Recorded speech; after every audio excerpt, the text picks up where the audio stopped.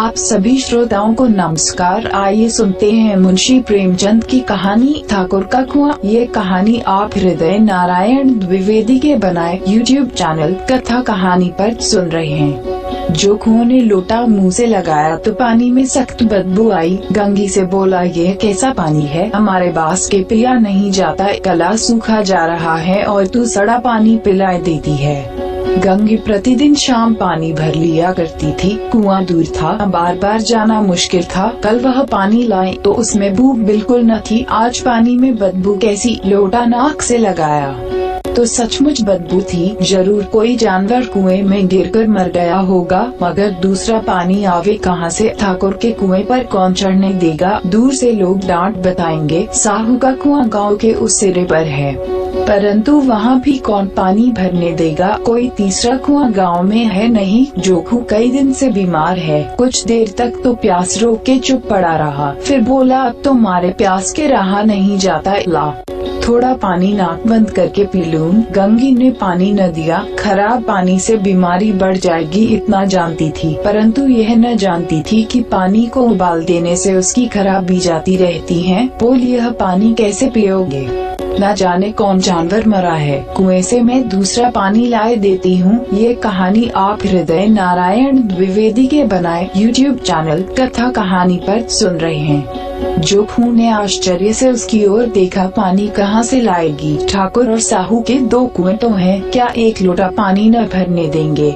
हाथ पांव तुड़वा आएगी और कुछ न होगा। बैठ चुपके से, ब्रह्म देवता आशीर्वाद देंगे। ठाकुर लाठी मारेंगे, साहू जी के 5 लेंगे। गरीबों का दर्द कौन समझता है, हम तो मर भी जाते हैं तो कोई द्वार पर झांकने नहीं आता। कंधा देना तो बड़ी बात है, ऐसे लोग कुएं से पानी भरने देंगे। इन शब्दों में कड़वा सत्य था। गंगी क्या जवाब देती, किंतु उसने वह बदबूदार पानी पीने को न दिया। तो रात के 9 बजे थे। थके मांदे मजदूर तो सो चुके थे। ठाकुर के दरवाजे पर 10-5 बेफिक्रे जमा थे। मैदानी बहादुरी का तो अब न जमाना रहा है, न मौका। कानूनी बहादुरी की बातें हो रही थी। कितनी होशियारी से ठाकुर ने थानेदार को एक खास मुकदमे में रिश्वत दी और सब निकल गए। कितनी अक्लमंदी से एक माके के मुकदमे की नकल ले आए। नाजिर और मुहतमिम सभी कहते थे, नकल नहीं मिल सकती। कोई 50 मांगता, कोई 100। यहाँ बे पैसे कौड़ी, नकल उड़ा दी, काम करने ढंग चाहिए। इसी समय गंगी कुएं से पानी लेने पहुँची। ये कहानी आप हृदय नारायण द्विवेदी के बनाए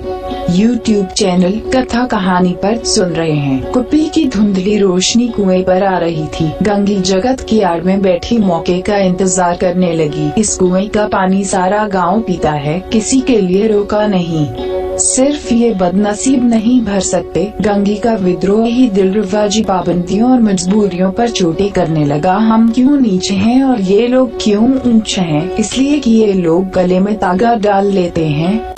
यहाँ तो जितने हैं एक से एक छठे हैं। चोरी ये करें, चाल फरेब ये करें, झूठे मुकदमे ये करें। अभी इस ठाकुर ने तो उस दिन बेचारे गड़िए की भेड़ चुरा ली थी और बाद में मारकर खा गया। इन्हीं पंडित के घर में तो 12 मास जुआ होता है। यही साहू जी तो घी में तेल मिलाकर बेचते हैं, काम करा लेते हैं, मजूरी देते नानी मरती है। किस किस बात में हमसे ऊंचे हैं। हम गली गली चिल्लाते नहीं कि हम ऊंचे हैं, हम ऊंचे। कभी गांव में आ जाती हूँ तो रसभारी आँख से देखने लगते हैं, जैसे सबकी छाती पर सांप लोटने लगता है। परंतु घमंड यह कि हम ऊंचे हैं। कुएं पर किसी के आने की आहट हुई। गंगी की छाती धक धक करने लगी। कहीं देख लें तो गजब हो जाए, एक लात भी तो नीचे न पड़े। उसने घड़ा और रस्सी उठा ली और झुककर चलती हुई एक वृक्ष के अंधेरे साए में जा खड़ी हुई। कब इन लोगों को दया आती है किसी पर। बेचारे महंगू को इतना मारा कि महीनों लहू थूकता रहा, इसीलिए तो कि उसने बेगार न दी थी। इस पर ये लोग ऊंचे बनते हैं। कुएं पर स्त्रियां पानी भरने आई थी। इनमें बात हो रही थी। खाना खाने चले और हुक्म हुआ कि ताज़ा पानी भरलाओ। खड़े के लिए पैसे नहीं है। हम लोगों को आराम से बैठे देखकर जैसे मुर्दों को जलन होती है। हाँ, यह तो न हुआ कि कलसिया उठाकर भर लाते, बस हुक्म चला दिया कि ताज़ा पानी लाओ, जैसे हम लौंडियाँ ही तो हैं, लौंडियाँ नहीं तो और क्या हो तुम, रोटी कपड़ा नहीं पाती, 10-5 रुपये भी छीन झपट कर ले ही लेती हो, और लौंडियाँ कैसी होती हैं, मतलब जाओ दीदी, छिन भर आराम करने को जी तरस कर रह जाता है, इतना काम किसी दूसरे के घर कर देती तो इससे कहीं आराम से रहती, ऊपर से वे एहसान मानता, यहाँ काम करते करते मर जाओ, पर किसी का मुंह ही सीधा नहीं होता। दोनों पानी भरकर चली गयीं। तो गंगी वृक्ष की छाया से निकली और कुएं की जगत के पास आई, बेफिक्र चले गए थे। ठाकुर भी दरवाजा बंद कर अंदर आंगन में सोने जा रहे थे। गंगी ने क्षणिक सुख की सांस ली, किसी तरह मैदान तो साफ हुआ। अमृत चुरा लाने के लिए जो राजकुमार किसी जमाने में गया था, वह भी शायद इतनी सावधानी के साथ और समझबूझ कर न गया हो। गंगी दरबे पांव कुएं की जगत पर चढ़ी।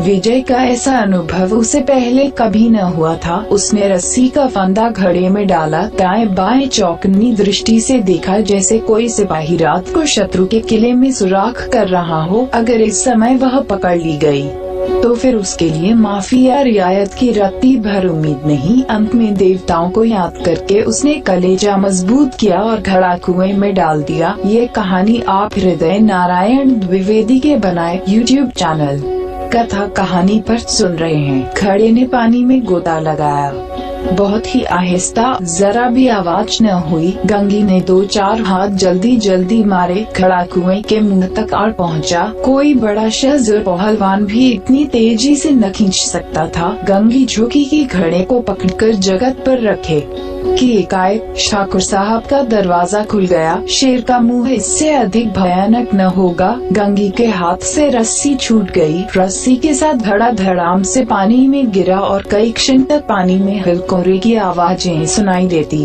रही। ठाकुर कौन है पुकारते हुए कुएं की तरफ आ रहे थे और गंगी जगत से कूदकर भागी जा रही थी। घर पहुंचकर देखा कि जोखू लोटा मुंह से लगाए वहीं मिला गंदा पानी पी रहा है। ये कहानी आप हृदय नारायण द्विवेदी के बनाए YouTube चैनल कथा कहानी पर सुन रहे थे। अगर ये कहानी आपको पसंद आई हो तो इसको शेयर जरूर कीजिएगा। धन्यवाद।